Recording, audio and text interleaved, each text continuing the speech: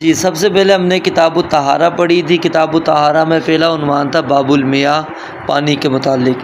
تو پہلی حدیث ہم نے پڑھی تھی سمندر کے پانی کے متعلق کہ سمندر کا پانی خود بھی پاک ہے اور پاک کرنے والا بھی ہے، اور اس کا جو مردار ہے وہ کیا ہے؟ حلال ہے۔ ساتھ میں بولو بھی نا یار، پریشان کیوں ہوتے ہو؟ نئی ریکارڈنگ خراب ہوتی ہے ہماری اب۔ اچھا، دوسری حدیث پھر ہم نے پڑھی تھی کہ پانی جو ہے نا پاک ہے، اس کو کوئی بھی چیز ناپاک نہیں کر سکتی۔ پھر تیسری حدیث نے تھوڑی سی اس کی مزید وضاحت کر دی تھی کہ پانی کو صرف 3 چیزیں جو ہیں وہ ناپاک کر دیتی ہیں، جب اس کی بو تبدیل ہو جائے، اس کا ذائقہ تبدیل ہو جائے اور اس کا رنگ تبدیل ہو جائے، تو پھر وہ پانی کیا ہو جائے گا؟ ناپاک ہوگا، وگرنہ پانی پاک ہی رہنا ہے۔ پھر اس سے اگلی حدیث ہم نے یہ پڑھی تھی کہ ایک مقدار ہم نے پڑھ لی تھی کہ قلتین والی، کہ اتنی مقدار میں اگر پانی موجود ہو تو پھر اس کے اندر گندگی اگر چلی جاتی ہے تو پانی کو کوئی بھی فرق نہیں پڑتا۔ اگر اس سے کم ہے تو پھر وہ پانی ناپاک ہو جاتا ہے، اس سے زائد ہے تو پھر تو کوئی مسئلہ نہیں ہے۔ پھر اس کے اندر ہم وہی چیز جو پیچھے ہم نے 3 باتیں پڑھی ہیں، اگر ان میں سے کوئی چیز ہو جاتی ہے تو پھر وہ ناپاک ہو جائے گا۔ پھر اس کے بعد ہم نے حدیث مبارکہ یہ پڑھی تھی کہ کھڑے ہوئے پانی کے اندر انسان کو غسل نہیں کرنا چاہیے، کیونکہ اس کے اندر کیا ہے، لوگ اس سے فائدہ حاصل کر رہے ہوتے ہیں۔ ظاہر ہے جب آپ ناپاک حالت میں وہاں پر غسل کریں گے تو وہ پانی کیا ہو جائے گا؟ پھر ناپاک ہو جائے گا، آپ کی وجہ سے پھر باقی لوگوں کے لیے نقصان کا باعث بنے گا۔ پھر اس کے بعد ہم نے حدیث غسل کے ساتھ میں یہ بھی پڑھی تھی پیشاب کرنے کے بارے میں کہ کھڑے ہوئے پانی کے اندر پیشاب بھی نہیں کرنا چاہیے، ٹھیک ہے؟ اور بندہ پیشاب کرے اور پھر اسی پانی کے اندر سے غسل کر لے تو یہ جو ہے اور زیادہ کیا ہے؟ قبیح بات ہے، یعنی ادھر ساتھ ہی اس نے پیشاب کیا اور ساتھ ہی وہیں سے پانی لے کر غسل کر رہا ہے۔ پھر اس کے بعد ہم نے حدیث پڑھی تھی کہ میاں بیوی جو ہے وہ اکٹھے جو ہے غسل کر سکتے ہیں، ٹھیک ہے؟ اور ایک دوسرے کے بچے ہوئے پانی سے بھی کیا ہے؟ غسل کر سکتے ہیں۔ یعنی اگر پہلے مرد نے غسل کیا ہے، شوہر نے، پانی بچ گیا ہے تو وہ عورت استعمال کر سکتی ہے، بیوی نے پہلے غسل کیا تو بعد میں شوہر وہ پانی استعمال کر سکتا ہے۔ یعنی اس سے ناپاک نہیں ہوتا کہ اگر جنبی وہ پانی پہ ہاتھ وغیرہ مار دیتا ہے، پانی اس سے ناپاک نہیں ہو جاتی، یہ مسئلہ ثابت ہوتا ہے۔ اور اکٹھے بھی وہ غسل کر سکتے ہیں، ٹھیک ہے؟ پھر ہم نے سیدہ میمونہ کے بارے میں پڑھا تھا کہ وہ غسل کیا نام ہے، نبی علیہ الصلوۃ والسلام نے جو ہے نا ان کے بچے ہوئے پانی سے غسل کیا۔ پھر اس کے بعد وہ مزید وضاحت آ گئی تھی کہ نبی علیہ الصلوۃ والسلام کی جو بعض ازواج تھیں وہ ایک ٹب کے اندر غسل کر لیا کرتی تھی۔ آگے پھر ہم نے اس کے بعد مسئلہ پڑھا تھا کہ اگر کتا کسی برتن کے اندر کسی برتن میں منہ ڈال دیتا ہے تو وہ برتن جب تک اس کو ہم 7 مرتبہ نہیں دھوئیں گے تو پاک نہیں ہوتا۔ تو پہلی مرتبہ اس کو کس سے دھونا ہے؟ ہم نے مٹی سے۔ پہلی مرتبہ کیا ہے؟ مٹی سے، اس کے بعد ہم نے پانی کے ساتھ، ٹھیک ہے؟ یہ روایات کے اختلاف کا میں نے ادھر آپ کو بیان کر دیا تھا۔ پھر اس کے بعد ہم نے مسئلہ پڑھا تھا کہ بلی اگر کسی برتن کے اندر منہ ڈال دیتی ہے تو بلی ناپاک نہیں ہے، ٹھیک ہے؟ اس کے منہ ڈالنے سے وہ چیز ناپاک نہیں ہو جاتی، کیونکہ جانور یہ ایسا ہے جو بار بار ہم پر آتا ہے، ہم اس سے بچ نہیں سکتے۔ پھر اس کے بعد ہم نے حدیث مبارکہ پڑھی تھی کہ ایک دیہاتی نے مسجد میں آ کر پیشاب کیا، تو اس کے بعد جو ہے صحابہ نے اس کو ڈانٹا تو نبی علیہ السلام نے ان کو روک دیا۔ تو جب وہ پیشاب کر کے فارغ ہو گیا تو آپ نے کیا کہا تھا؟ پانی ڈال دو۔ تو یعنی کہ اگر پیشاب کسی نے کہیں پر کر لیا تو ادھر پانی ڈال دیا جائے تو وہ جگہ کیا ہو جاتی ہے؟ پاک ہو جاتی ہے۔ پھر اس کے بعد ہم نے 2 مردار اور 2 خون کے بارے میں پڑھا تھا کہ وہ حلال ہے۔ مردار جو تھیں وہ ٹڈی اور مچھلی تھی، اور جو خون تھا وہ جگر اور تلی تھی، یہ کیا ہیں؟ حلال ہے۔ پھر اس کے بعد جو اگلی حدیث تھی وہ مکھی کے بارے میں تھی کہ اگر مکھی کسی پینے والے چیز کے اندر گر جاتی ہے تو پھر کیا کرنا ہے؟ انسان کو چاہیے کہ اس کو ڈبوئے، کیونکہ وہ اپنے اس پر کو آگے کرتی ہے جس میں بیماری ہوتی ہے، اور جس کے اندر شفا ہوتی ہے اس کو وہ اوپر اٹھا کے رکھتی ہے۔ تو جب ڈبو لیں گے تو پھر دونوں پر کیا ہو جائیں گے؟ اندر چلے جائیں گے، تو بیماری اور شفا دونوں ایک دوسرے سے وہ ہو کر انسان بیماری سے بچ جاتا ہے۔ پھر اس کے بعد آخر کے اندر اس کی جو حدیث ہم نے پڑھی تھی وہ یہ تھی کہ اگر جانور زندہ ہے، جانور کیا ہے؟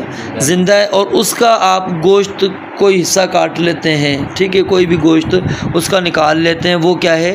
حرام ہو جائے گا، وہ مردار کے حکم کے اندر ہے وہ، کیونکہ اس کو ذبح آپ نے نہیں کیا، اس کو ذبح نہیں کیا۔ جب تک ذبح نہیں کیا تو اس سے آپ نفع حاصل نہیں کر سکتے۔ تو یہ تھا ابواب المیاہ کا خلاصہ۔ اس کے بعد باب الآنیہ، برتن کے بارے میں ہم نے پڑھا تھا۔ برتن کے اندر سب سے پہلے ہم نے حدیث پڑھی تھی کہ جو سونے چاندی کے برتن ہے اس کے اندر انسان کو نہ کھانا چاہیے نہ ہی پینا چاہیے۔ کیونکہ اللہ تعالیٰ نے مومنین کے لیے یہ آخرت میں رکھیں، یہ کفار کے لیے، تو مومن جو ہے اس میں نہیں کھاتا اور منع ہے۔ اور پھر اس کے بعد ہم نے حدیث مبارکہ یہ پڑھی کہ اگر کوئی بندہ کھا لیتا ہے چاندی کے برتن کے اندر تو اس کی سخت وعید آئی تھی کہ وہ اس طرح ہے کہ جس طرح کہ اپنے پیٹ کو وہ جہنم کی آگ کے اندر کیا ہے گھسیٹ رہا ہو۔ پھر اس کے بعد ہم نے حدیث پڑھی تھی کہ اگر جانور کا چمڑا ہے، ٹھیک ہے، اس چمڑے کو ہم دباغت دے دیں، اس کو رنگ دیں، اس کو رنگ دیں، رنگ دینے سے مراد یہ والا رنگ نہیں، وہ میں نے جیسے پاک کرنے کا طریقہ آپ کو بتایا تھا، جو چمڑے کو پاک کرنے کا، وہ صاف کرنے کا ایک باقاعدہ طریقہ ہوتا ہے۔ تو جب رنگ دیا جائے گا تو نبی علیہ الصلوۃ والسلام نے فرمایا کہ وہ کیا ہے، پاک ہے۔ وہ چاہے پھر مردار ہی جانور کیوں نہ ہو، اس کا بھی اگر چمڑے کو رنگ دیا جائے تو وہ پاک ہی کہلاتا ہے۔ پھر اس کے بعد ہم نے اسی کے متعلق ایک اور حدیث پڑھی تھی کہ نبی علیہ الصلوۃ والسلام نے دیکھا کہ ایک صحابہ جو ہے نا ایک بکری کو کھینچ کر لے کر جا رہے تھے۔ آپ نے فرمایا کہ اس کے چمڑے کو استعمال کر لو، گوشت تو نہیں کھا سکتے کیونکہ وہ تو حرام ہے، کیونکہ مردار ہے، باقی چمڑا استعمال کر لو۔ تو صحابہ نے کہا یہ تو مردار ہے۔ آپ نے فرمایا کہ جب اس کو تم جو ہے نا کیکر اور پانی کے ساتھ اس کو پاک کرو گے تو یہ اس کو کیکر اور پانی جو ہے پاک کر دے گا، یعنی رنگ دو گے تو یہ تمہارے لیے استعمال کرنا کیا ہے، جائز ہے۔ پھر اس کے بعد ہم نے حدیث مبارکہ یہ پڑھی تھی کہ اگر بندہ اہل کتاب کے علاقے کے اندر چلا جاتا ہے، اب ان کے برتن استعمال کرنا پڑ جائیں، ٹھیک ہے، کیونکہ وہ شراب وغیرہ استعمال کرتے ہیں، خنزیر وغیرہ کا گوشت اس کے اندر کھاتے ہیں، تو نبی علیہ الصلوۃ والسلام نے پہلے تو فرمایا کہ اس کو استعمال نہ کرو، نہ کھاؤ اس میں۔ ہاں اگر تم سمجھتے ہو کہ تمہارے پاس اس کے علاوہ اور کوئی چارہ ہے ہی نہیں، برتن ہی یہی ہے، اب اور کوئی برتن ہی نہیں ہے، تو پھر آپ نے فرمایا تھا کہ اس کو آپ نے پہلے اچھی طرح دھو لینا ہے، پھر اس کے بعد اس کو استعمال کر لیں، کیونکہ اگر انہوں نے خنزیر وغیرہ یا پھر اس کے اندر شراب وغیرہ پی ہوگی تو وہ کیا ہے، زائل ہو جائے گا، ذائقہ اس کا ختم ہو جائے گا۔ اور پھر اس کے بعد یہ مسئلہ ہم نے پڑھا تھا کہ اگر کہ مشرک عورت، مشرک یعنی کہ لوگ ہوں، ان کا مشکیزہ ہے، ٹھیک ہے، صحابہ نے جیسے کہ ایک عورت تھی وہ مشکیزہ پانی کا لے کر آ رہی تھی، اس سے لیا اور اس سے وضو کر لیا، تو یعنی اگر کہ مشکیزہ، کیونکہ مشکیزہ وہ کہلاتا ہے جو چمڑے کا بنا ہوتا تھا، تو ظاہر اس کو جب رنگ دیا گیا تو وہ پاک ہے، اس کے اندر پانی بھی جو موجود ہوگا وہ پاک ہے۔ یہ نہیں ہے کہ اب اس کو کسی مشرک نے ہاتھ لگا دیا تو پانی ناپاک ہو جائے گا، پانی ناپاک نہیں ہوگا۔ پھر آخر کے اندر ہم نے یہ حدیث مبارکہ پڑھی تھی کہ نبی علیہ الصلوۃ والسلام کے گھر میں ایک مرتبہ جو ہے نا پیالہ آیا، تو پیالہ سیدہ عائشہ نے اس طرح ہاتھ مارا تو گر پڑا، تو اس کے بعد جو ہے نا آپ نے اس کو چاندی کی تار کے ساتھ جوڑا، تو اس سے ہم نے یعنی یہ مسئلہ پڑھا تھا کہ تھوڑا بہت کیا نام ہے چاندی استعمال کی جا سکتی ہے، وہ بھی کیا ہے ضرورت کی، یا اب ضرورت تھی اس کو جوڑنے کے لیے، ٹھیک ہے، تو اس لیے استعمال کیے، لیکن اگر ضرورت نہیں ہے ویسی خوبصورتی کے لیے آپ کر رہے ہیں پھر یہ درست نہیں ہے۔ پھر اس کے بعد اگلا عنوان ہے کہ اگر کسی جگہ پر نجاست وغیرہ موجود ہو تو اس کو ہم نے زائل کیسے کرنا ہے، اس کو ختم کیسے کرنا ہے۔ تو اس کے اندر سب سے پہلے ہم نے حدیث مبارکہ پڑھی تھی شراب کے بارے میں کہ کیا شراب کو اگر ہم سرکہ بنا لیں، سرکہ بنا کر اس کو استعمال کر لیں، یعنی شراب کی ہم اس کی صورت ہی تبدیل کر رہے ہیں، ٹھیک ہے، تو نبی علیہ السلام نے کیا فرمایا تھا کہ شراب حرام ہے، تو لہٰذا اس کا سرکہ بھی استعمال نہیں کیا جا سکتا، اس کو سرکہ بھی نہیں بنا سکتے۔ پھر اس کے بعد ہم نے حدیث مبارکہ پڑھی تھی کہ نبی علیہ السلام نے خیبر والے دن جو ہے وہ گھریلو جو گدھے ہیں ان کی حرمت بیان کر دی، صحابہ کرام پکا رہے تھے تو نبی علیہ السلام نے اس کو گرانے کا حکم دے دیا، تو آپ نے فرمایا کہ یہ ان حادثن، یہ کیا ہے، ناپاک ہیں، یہ کیا ہیں، ناپاک ہیں۔ تو اللہ اور اس کے رسول علیہ السلام نے تمہیں منع کیا ہے کہ تم گھریلو گدھوں کا گوشت استعمال کرو، تو اب اس کا ناپاک بھی۔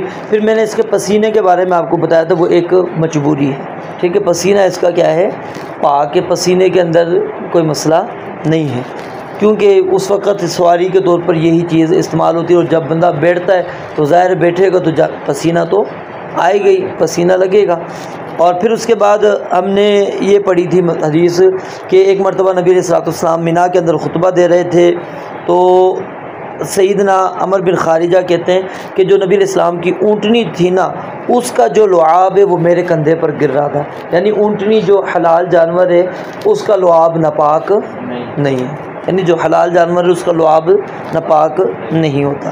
پھر اس کے بعد ہم نے حدیث مبارکہ یہ پڑھی تھی کہ اگر کپڑے پر منی وغیرہ لگ جائے تو اس کو بندہ دھو لے، اگرچہ نشانات دھلے ہوئے نظر آ رہے ہیں، یعنی گیلا ہے تو نماز اس کے اندر پڑھ سکتے ہیں، کوئی مسئلہ نہیں ہے۔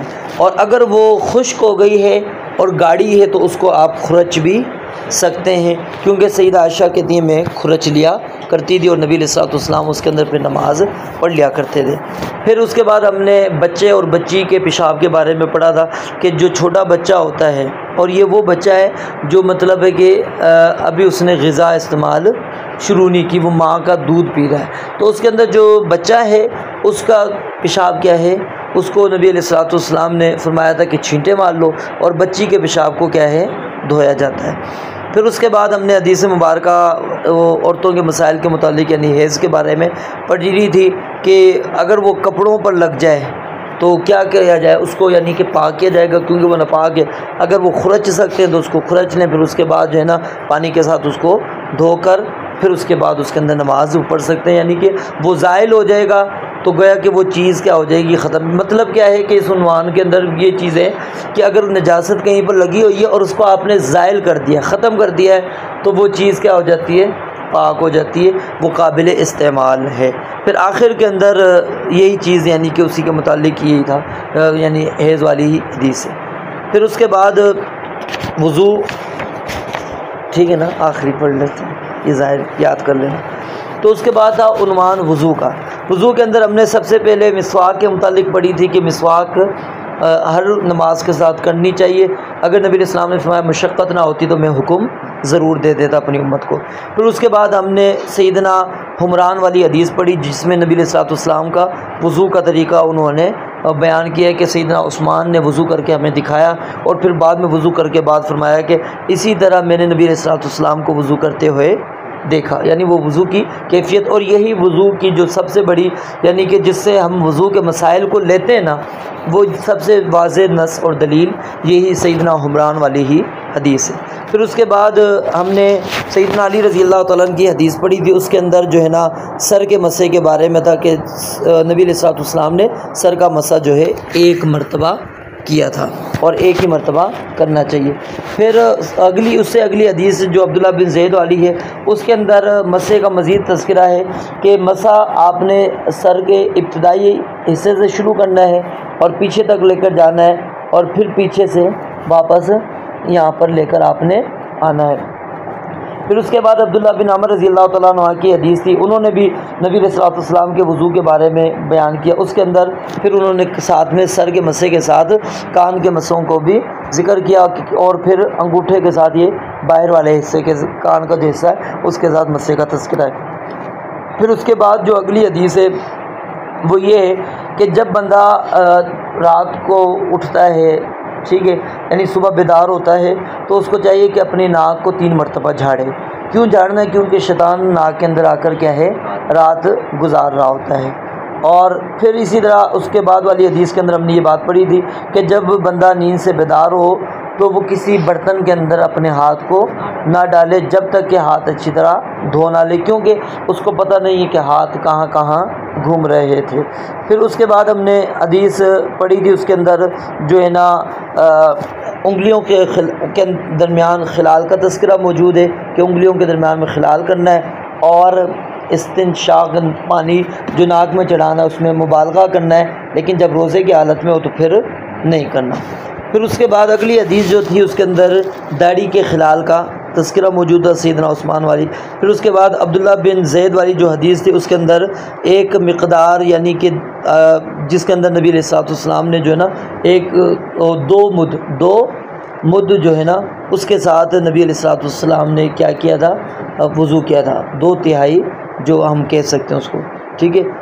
اور پھر اس کے اندر یہ بھی ذکر ہے کہ آپ اچھی طرح اپنی ذراع کو جو ہے نا وہ ملا کرتے تھے، یعنی وضو کے اندر اعضاء ملنے چاہیے تاکہ کوئی حصہ خشک نہ رہے۔ اس کے بعد پھر ہم نے حدیث مبارکہ پڑھی تھی کہ کہ کانوں کے لیے الگ پانی بھی لے سکتے ہیں، لیکن وہاں میں نے آپ کو بتایا تھا بہتر اور افضل یہی ہے کہ آپ نے جو سر کے لیے پانی لیا اسی سے ہی آپ کریں، ٹھیک ٹھیک ہے، یہ زیادہ افضل اور زیادہ بہتر ہے۔ پھر اس کے بعد جو وضو پورا کرنے والا شخص ہے اس کے بارے میں فضیلت ہم نے پڑھی تھی کہ قیامت والے دن وہ جب آئے گا تو اس کے اعضاء چمک رہے ہوں گے، نبی علیہ الصلوۃ والسلام اس کو اس طرح پہچانیں گے۔ پھر اس کے بعد جو ہے نا چپل پہننے کا تذکرہ، جوتی کا اور کنگھی کرنا، پھر طہارت حاصل کرنا، اس کے اندر یعنی یہ تھا کہ آپ دائیں طرف سے اب آغاز کیا کرتے تھے ہر اچھے کام کے اندر۔ اور پھر اس کے بعد کہ حدیث کے اندر مزید اس کی وضاحت ہے کہ جب بھی تم وضو کرو تو دائیں طرف سے آغاز کرو، یعنی پہلے جو عضو ہوگا وہ دایاں دھلے گا، اس کے بعد بایاں، جو یعنی دو اعضاء ہیں۔ پھر اس کے بعد جو ہے نا مسئلہ تھا کہ اگر بندے نے پگڑی وغیرہ باندھی ہوئی ہے، ٹھیک ہے، یا جراب پہنے ہوئے، تو پگڑی باندھی ہوئی ہے تو پگڑی کے اوپر وہ مسح کر سکتا ہے، کوئی مسئلہ نہیں ہے۔ اور پھر اس کے بعد وضو کے متعلق مزید یعنی وضاحت تھی کہ وضو اس طرح شروع کرنا ہے جس طرح اللہ تعالیٰ نے شروع کیا، یعنی اللہ تعالیٰ نے جو ترتیب بیان کی ہے نا وہی ترتیب رکھنی چاہیے، اس کی وضاحت میں نے آپ کو بتا دی تھی۔ اور پھر بسم اللہ کا تذکرہ ہے کہ جو بندہ بسم اللہ نہیں پڑھتا اس کا وضو نہیں ہوتا، اور یہ سند کے اعتبار سے میں نے آپ کو بتا دیا، روایت ضعیف ہے لیکن عمل یہی ہے۔ پھر اس کے بعد جو ہے ہم نے ناک میں اور کلی کے درمیان جو ہے نا اکٹھے والی حدیث تھی نا، تو اس میں ہم نے حدیث پڑھی تھی کہ فاصلہ بھی کر سکتے ہیں لیکن وہ روایت بھی ضعیف ہے، ٹھیک ہے۔ تو بہرحال اکٹھا بھی کر سکتے اور اکیلے بھی کر سکتے کیونکہ اگلی روایت موجود ہے، اس کے اندر یہ چیز بھی موجود ہے۔ پھر اس کے بعد جو ہے نا ایک تھا مسئلہ کہ نبی علیہ الصلوۃ والسلام نے ایک بندے کو دیکھا کہ اس کے قدم پر صرف ناخن کے برابر جو ہے نا حصہ رہ گیا تھا، جو خشک تھا، پانی نہیں پہنچا تھا۔ آپ نے اس کو کہا تھا کہ جاؤ واپس جاؤ وضو کرو، تو اس سے یعنی مسئلہ نکلتا ہے اگر اعضاء خشک ہو گئے تو پھر دوبارہ سے جا کے وضو کرنا پڑے گا، اگر گیلا ہے پھر تو یوں ہی بندہ پھیر لے تو وہ ہو جاتا ہے، کوئی مسئلہ نہیں۔ پھر اس کے بعد نبی علیہ الصلوۃ والسلام ایک مد کے ساتھ وضو کرتے تھے اور ایک سا کے ساتھ غسل کیا کرتے تھے، ایک سا سے لے کر 5 مد کے درمیان۔ پھر اس کے بعد ہم نے آخر کے اندر یہ حدیث مبارکہ پڑھی تھی کہ جو بندہ وضو کرنے کے بعد یہ دعا پڑھتا ہے اشہد ان لا الہ الا اللہ وحدہ لا شریک لہ واشہد ان محمدا عبدہ ورسولہ، تو اللہ رب العالمین اس کے لیے جنت کے 8 دروازے کھول دیتے ہیں، پھر وہ بندہ جس دروازے سے چاہے داخل ہو جائے۔ اور پھر ایک اور دعا تھی اللہم اجعلنی من التوابین واجعلنی من المتطہرین۔